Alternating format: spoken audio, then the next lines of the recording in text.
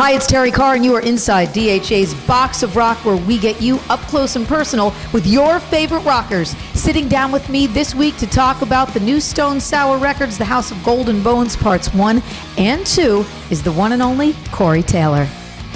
So I'm with my all-time favorite Box of Rock guest, the one and only Corey Taylor from Slipknot, and of course Stone Sour. We're at the Big Rock Show. I gotta tell you, the new record, House of Golden Bones Part 1, so awesome. Just a great job. Your idea to make it a concept record, the band's idea to make it a concept record? No, I had the overview, I had the big idea, and I kind of started as just an idea. I'd been kicking around for a few years, and then, right around the time we were done touring with Slipknot on Sonosphere shows in Europe, it really became very fully formed and something that I was just like, I can see it now, and I started jotting down ideas and honestly, and writing music and whatnot, and I kind of presented it to the guys, and I was like, here's this crazy idea, what do you guys think? And they were all in. Like, it really allowed us to show a lot more than we ever have. Well, I was going to say, this, I think, record is a game changer. Definitely a game changer for the band. You've got Part 2 coming. Did you ever think maybe 5-6 years ago that this record would have been possible?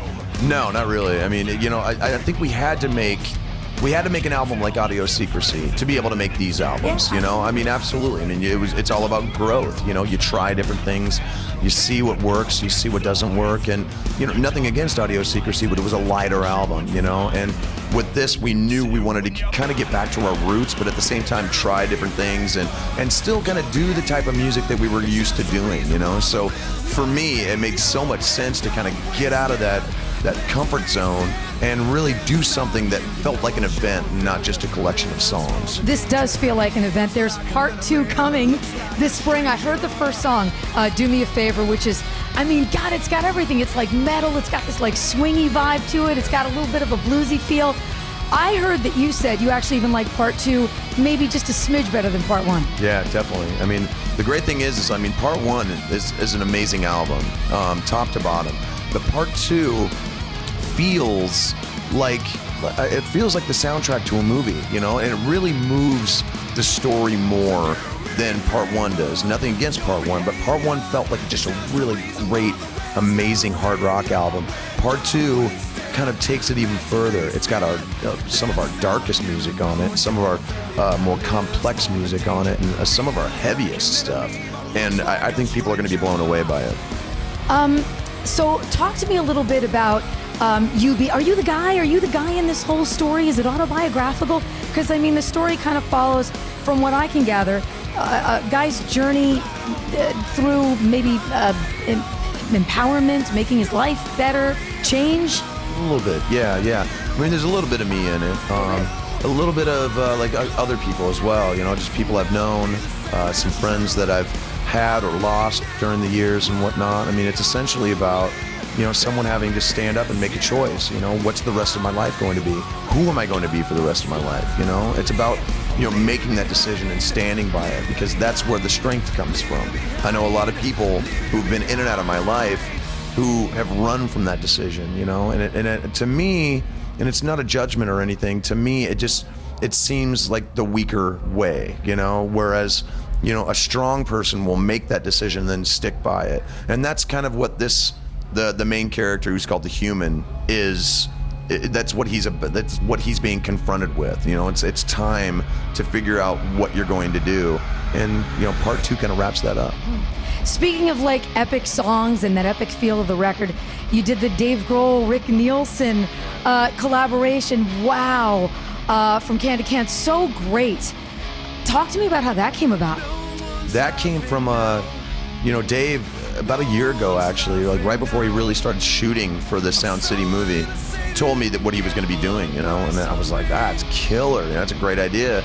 And then he asked me to be a part of it because Slipknot did Iowa at Sound City, so I knew that place biblical. Does it have that feel that everybody says it does when you do a record there? It's gnarly. It's so, like, we walked in and we were just like, really? Jesus. Ugh. And look at the records you came out with. I didn't want to touch anything, Right. But that's what it was. That's what it was all about, is the fact that there was so much history there, and I loved that. So many great albums came out of there, and to be a part of that, to be just to be a cog in that wheel, it felt really good. So he asked me to do the interview, and then he sent me a song. It was just like, what do you think of this? What do you think about doing this? And I was like, Your vocals on that song are just, I can't say enough about them. I mean, they just pop out of that song. Absolutely tremendous. You can feel every single note of that song when you sing it. Well, thank you.